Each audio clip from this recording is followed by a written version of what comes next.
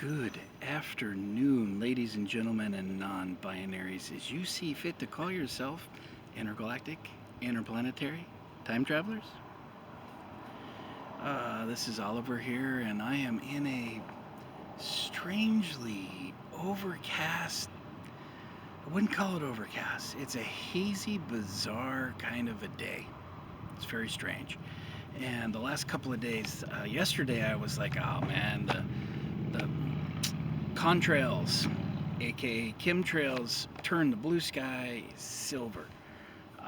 And now today I read something where they're trying to blame it on Russia. The hazy smoke is being blamed on Russia. And Jesus, that sounds about right, doesn't it?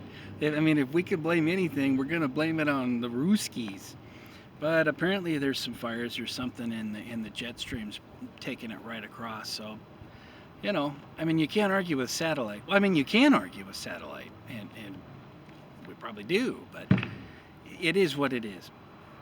So it's the 24th of April. It's Sunday, Orthodox Easter.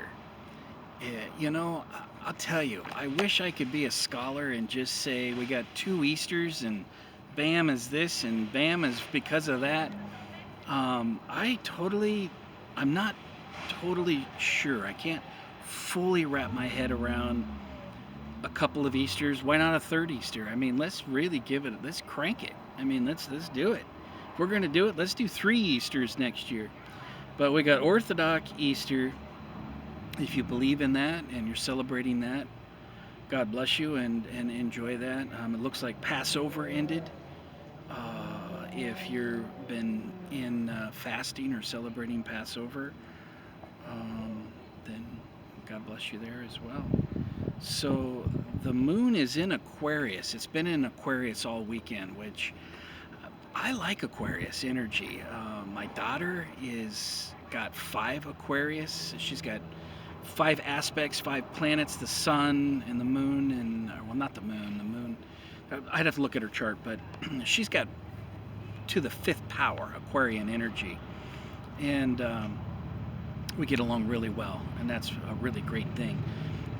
But I like Aquarius energy. I mean, it's something about going with the flow. I mean, I've got a lot of Gemini energy. I think I got three planets, including Venus in Gemini, and which is relationships. And so Gemini is like it's on the go.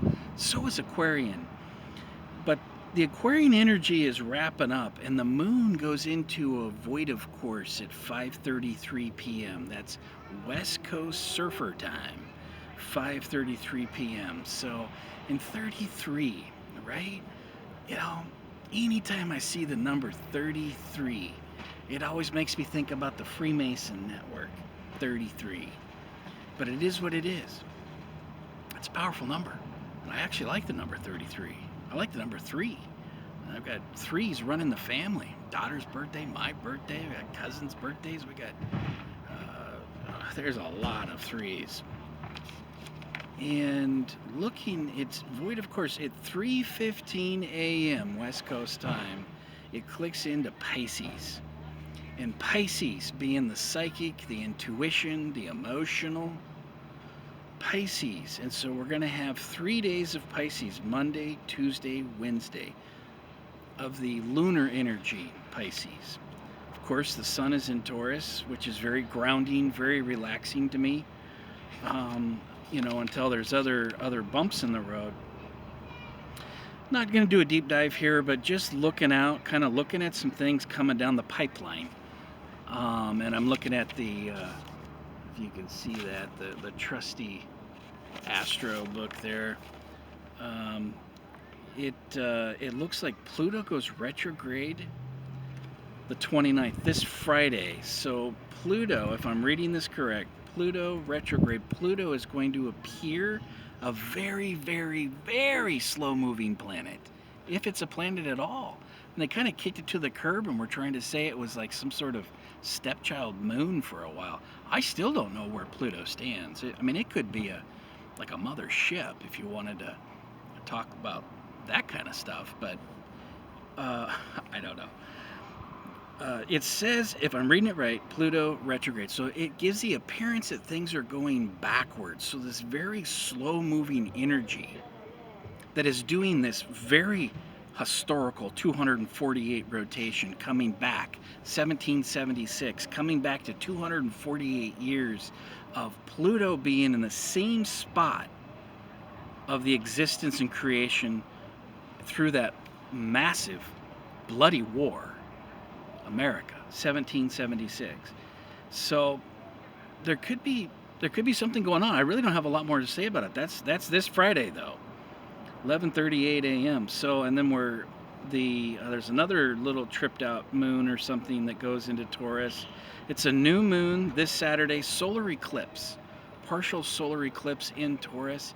I would say, feeling my gut instincts and intuition wants to say that's a positive thing. It could be a positive to click.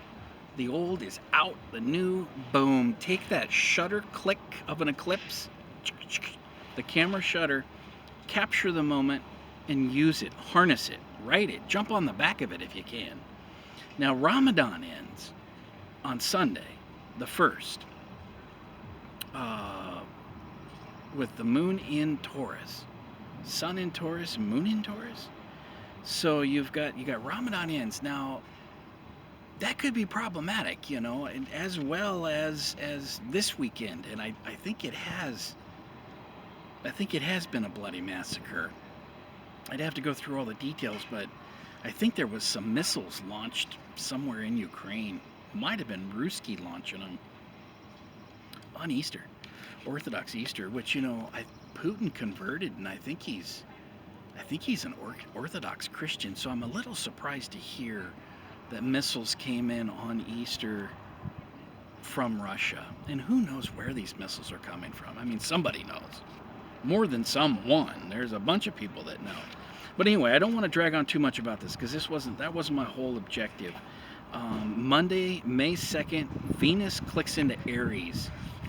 That's not good. That's not good. Aries is me first. So you got Ramadan ending Sunday the 1st, May 1st. May 2nd, Venus clicking into Aries. So Aries is the me first. That is going to be very problematic for relationships, friendships, relationships of all kind. Venus is the goddess of love, but it isn't always a happy Venus, right? Follow me? And so you kind of go with that flow. So what I wanted to talk about, though, was not a long-winded Astro aspect reading.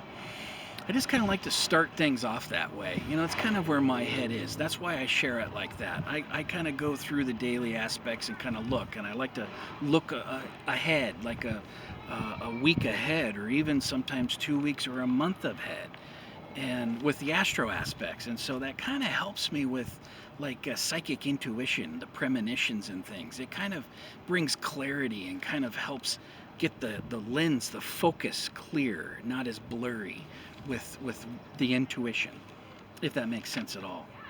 And so we got the voters pamphlet here.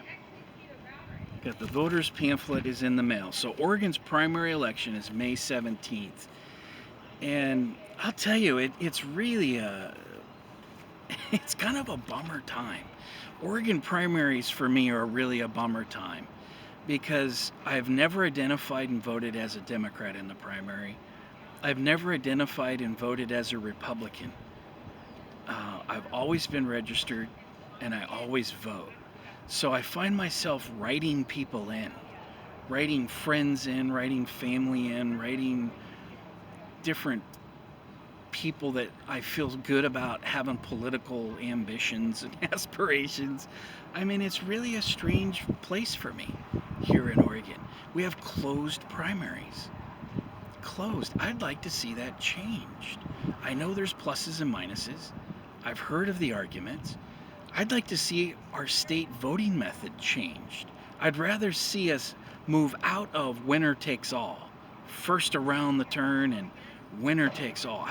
I would rather see us do something that was more like score than automatic runoff, STAR, for example, and instant runoff voting, IRV, but this hybrid modification that came out of Oregon, I think it was I think Mark Frohnmayer, the Frohnmayer's son, the famous Attorney General Frohnmayer.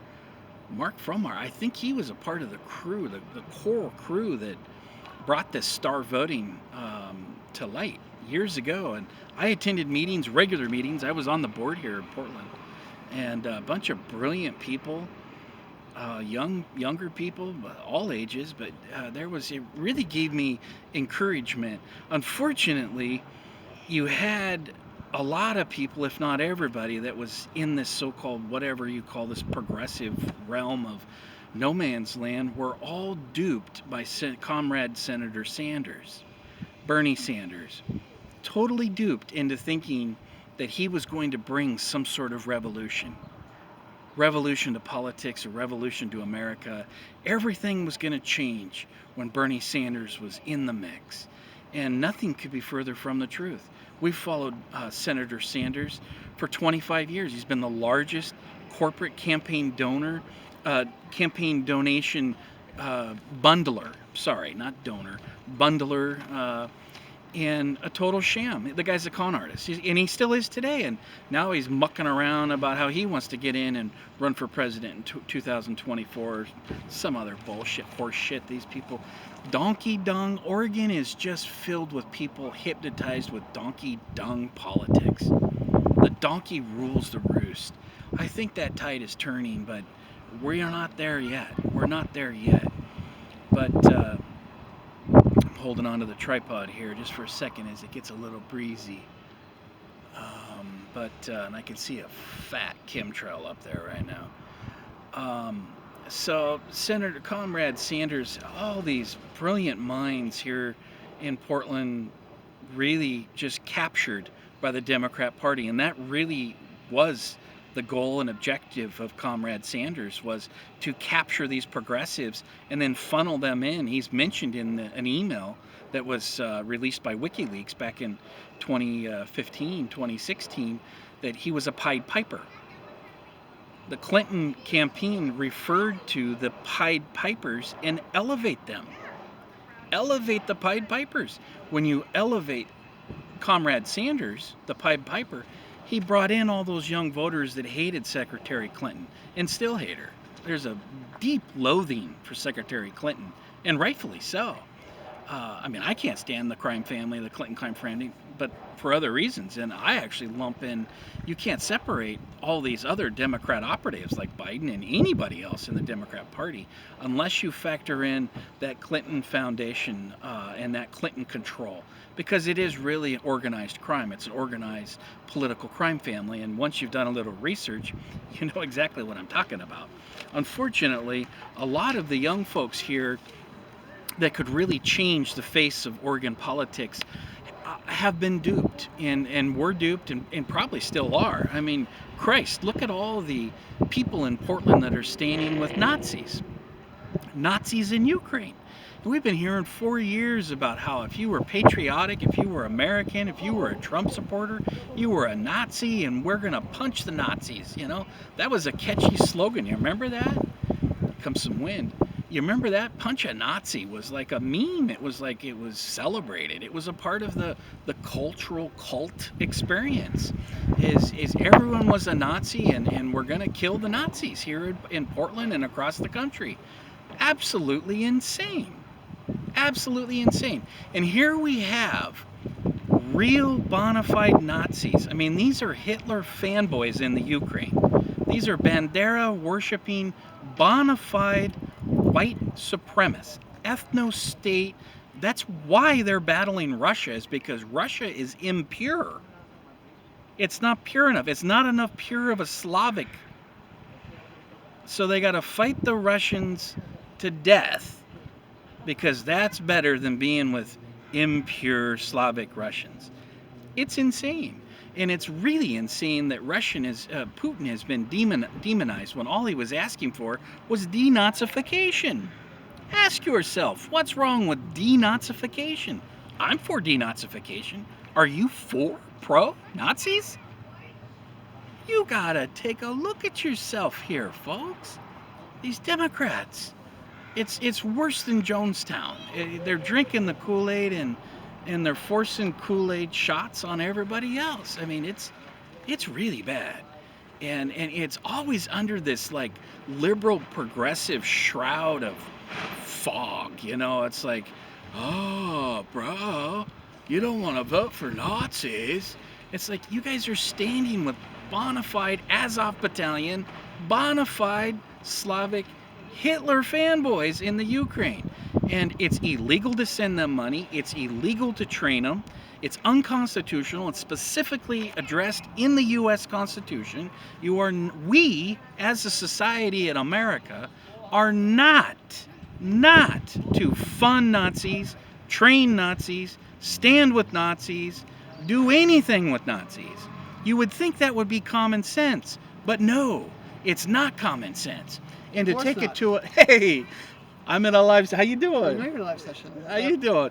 Oh, you're in a live session. Oh, I'm just doing a recording. Well, then turn it Hang off. on a second here.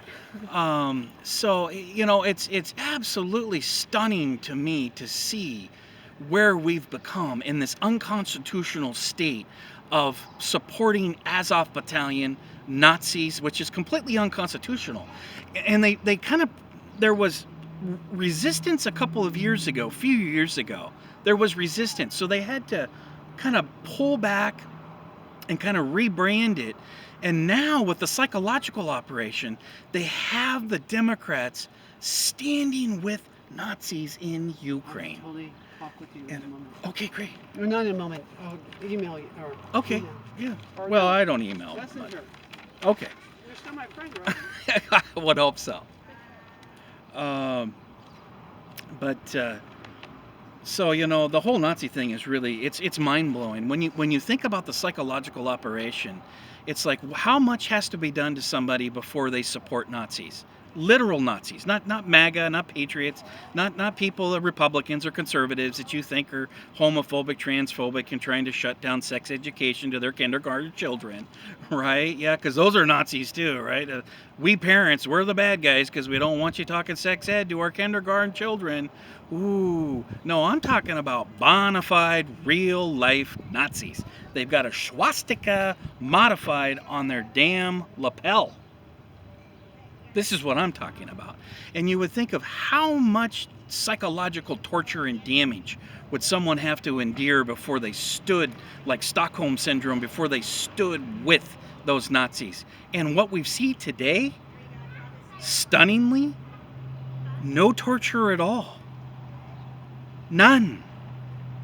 And half of America is cheering. They're chanting Azov this weekend in New York City. The Democrats had a rally for Ukraine. You see the video there on Twitter.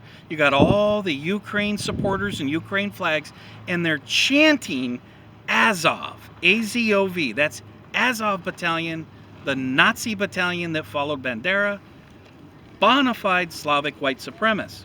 This is what the New York Democrats were doing this weekend. So it's very frustrating for somebody like me that's an independent. I've been a Green.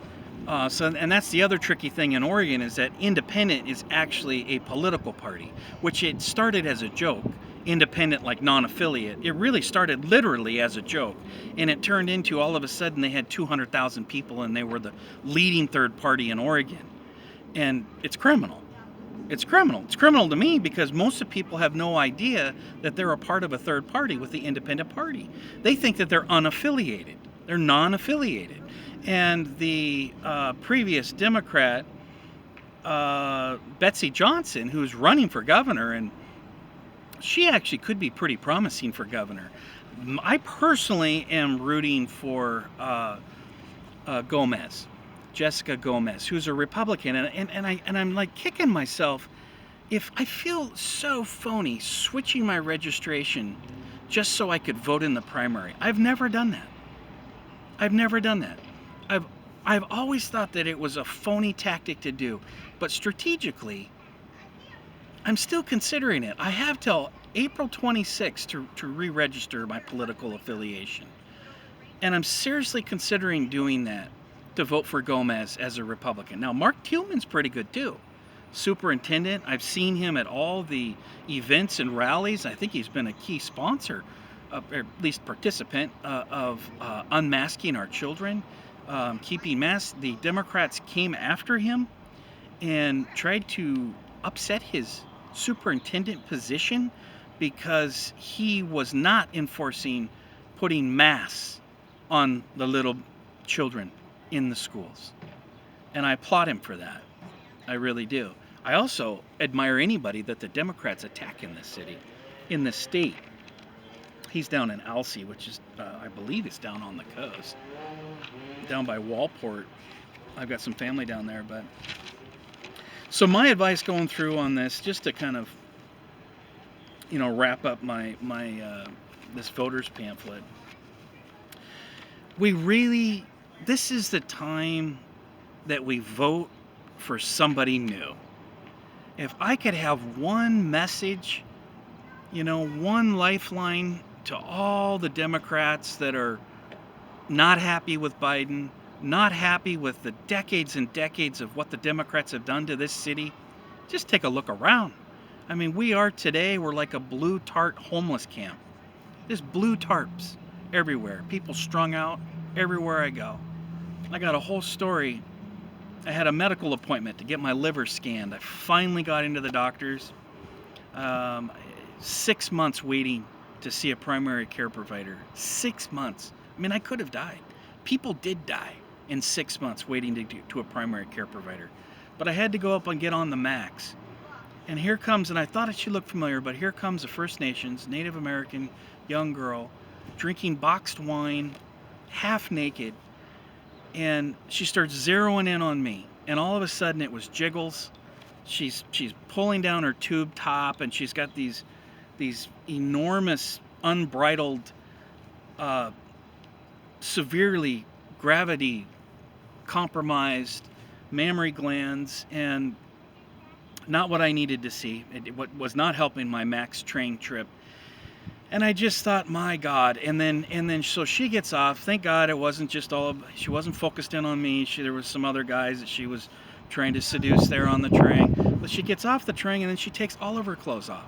So before that, granted, I mean, panties is for the amateurs. She was no underwear, no bra, no nothing. She just had a tube top and some other matching skirt. So that all came out, and I just thought, this is when Biden was in town, the day of Biden's trip.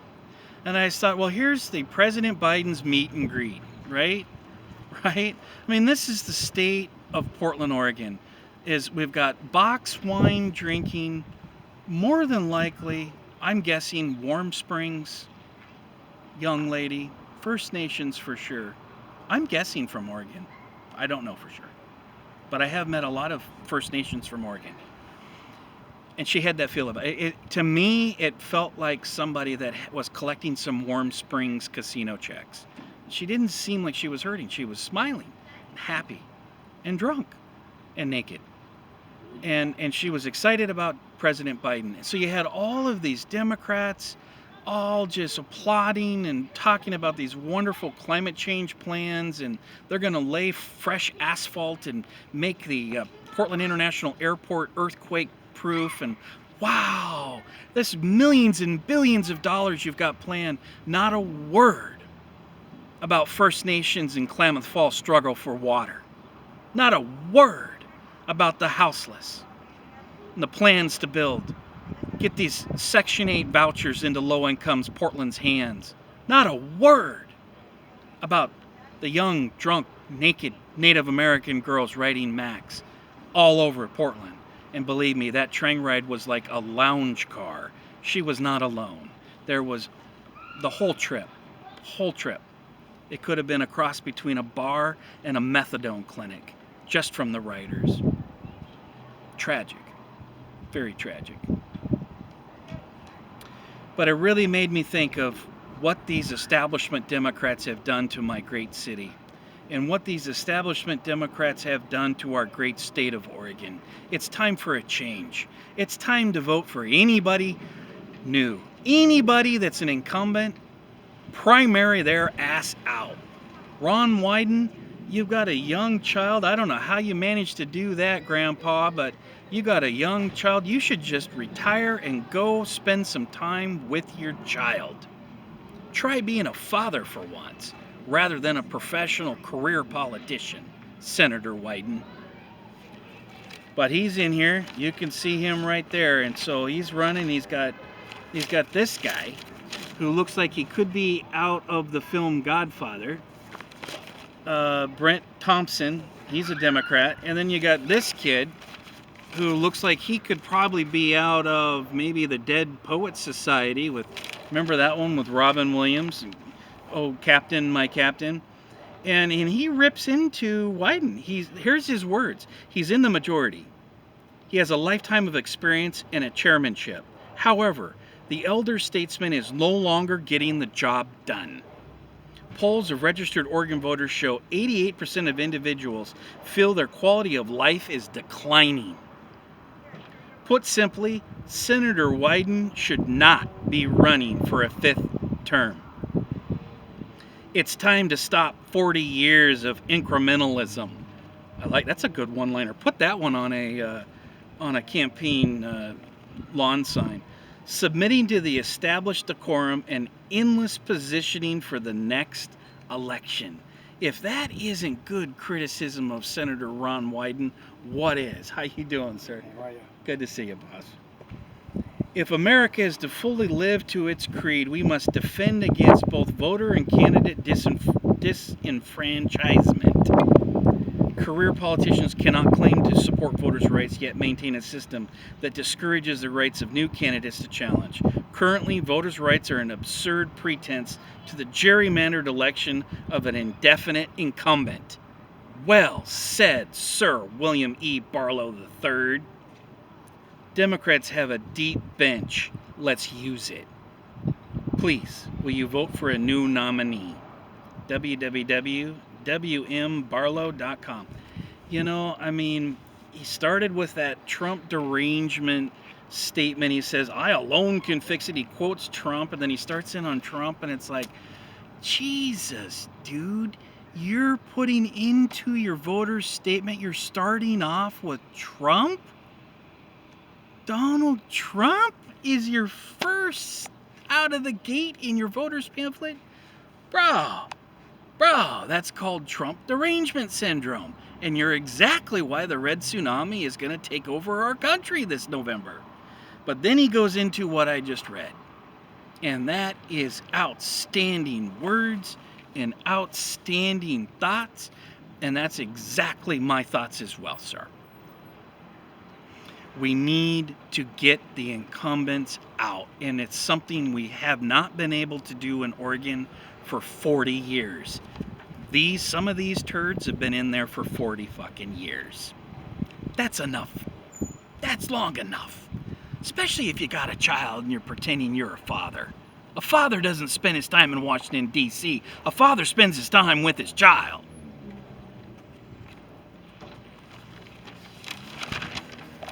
So then we got U.S. Rep. 1st District Scott Phillips. He's better than Bonamici. Bonamici, gotta go. Nobody, just a big white blank ghost running against Earl the Pearl. Nobody had the cojones to go run against him. Not a single challenger in the state of Portland, Oregon. Then you got Kurt Schrader.